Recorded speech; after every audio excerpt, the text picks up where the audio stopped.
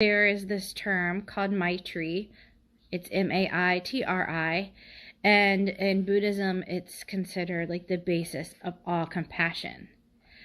But it's about being compassionate to yourself. So it's like an unconditional friendship with oneself, or like unconditional acceptance of yourself. Like no matter what, good, bad, you accept yourself and love yourself and have compassion for yourself 100%.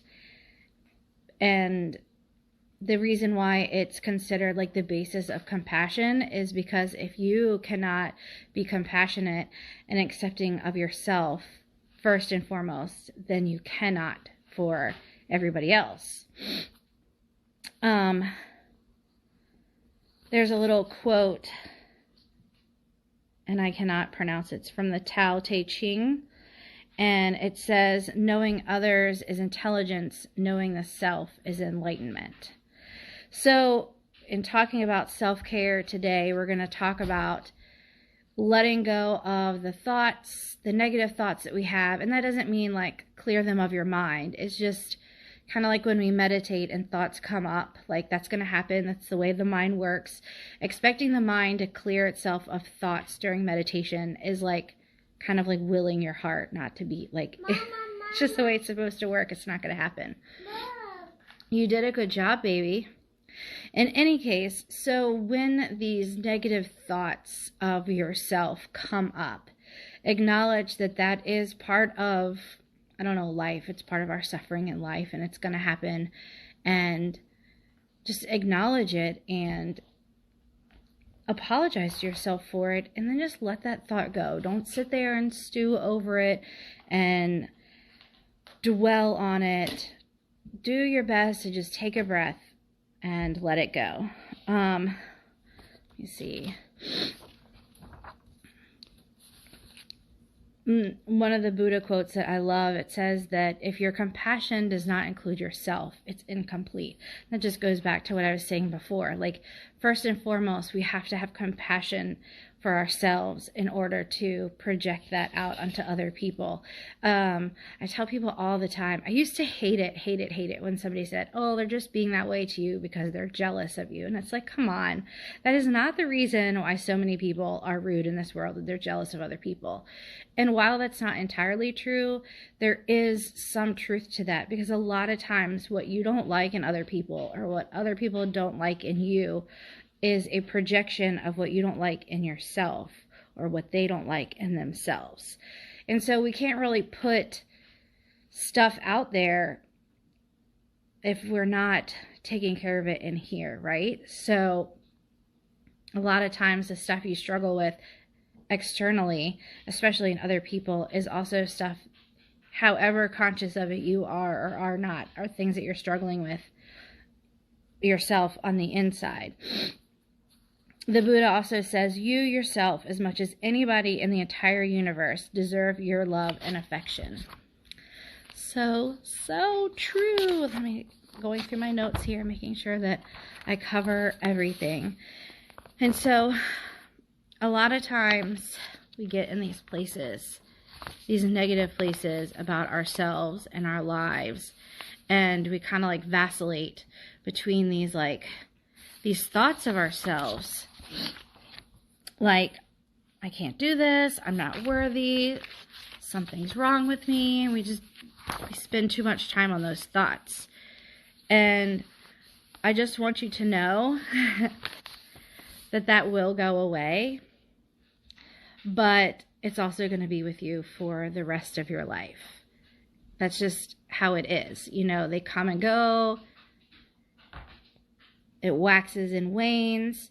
The biggest thing that I can teach you is to not sit there in those moments and dwell in those moments. Have that self-love for yourself. Have that compassion for yourself, to accept yourself however you are and not feel the need to say, I suck, I'm not worthy, I can't do this. Just when those thoughts pop up, you can either counteract them with a positive thought. So think of something that you can do, that you feel like you are worthy of, and change those synapses and those pathways in your brain to counteract that negative with a positive. Or something that works a lot in children is redirection. So if you're sitting there doing something and this negative thought comes up, get up and do something else. Or if meditation is your thing, or if pranayama, like breathing practices, is your thing, take a moment to meditate. Take a moment to breathe and just redirect your thoughts and your mind and whatever it is that you're doing away from that negative self-talk. And all of this kind of is the essence of maitri. Excuse me, my nose is running so bad. This freaking weather is killing me. Let me see. I'm trying to make sure that I'm covering everything that I wanted to cover.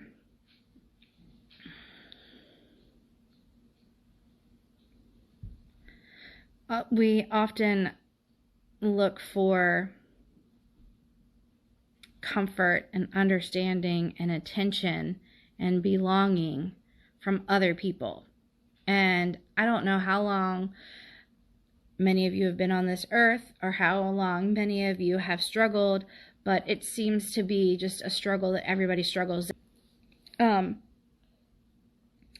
we often look externally, and we know this. We've heard it, and every major spiritual or religious teaching tells us this. What we've been looking for externally all along has been inside of us. Good job. Okay. Anyways, so it's time we start listening. Whatever spiritual path you follow, whatever religion you follow, they all teach us that everything that we've been looking for outside of us, through other people's love and attention, whether we try to drown it out with drugs and alcohol or gambling or whatever various types of addictions that like there are, all those things that we're seeking or numbing, it's inside of us. And so that's where like the maitri comes in. Like you have to have that unconditional love and acceptance and friendship within your... So we have to have that unconditional love and acceptance and friendship with ourselves. Cannot find it anywhere else, with anybody else. And I know that these are just words, but this is something you have to put into practice. And meditation is a great way to bring that into practice. And I've really been hammering in the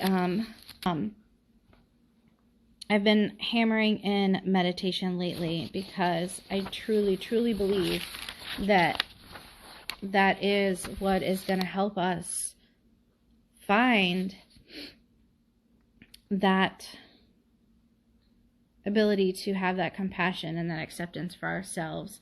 It's also going to help us have that pause between thought and action. So we have these negative thoughts, and before we have an action to them, whether it be to dwell on them or whatever, we have this pause, this conscious pause where we can say, this is not who I want to be, this is not the thoughts that I want to have.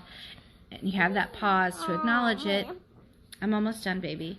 And then you take action, and you take positive action, whether it be to distract yourself by doing something else, counteract it with a positive thought.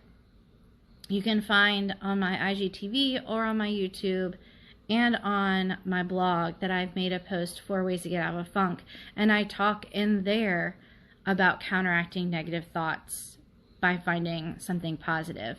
And there's plenty of amazing scientific peer-reviewed studies that talks about changing those things in our brain, changing those pathways in our brains by doing stuff like that. So it truly does work. The neuroscientists and the neurologists and all those brain people can tell you all about how you really can rewire and change your brain. So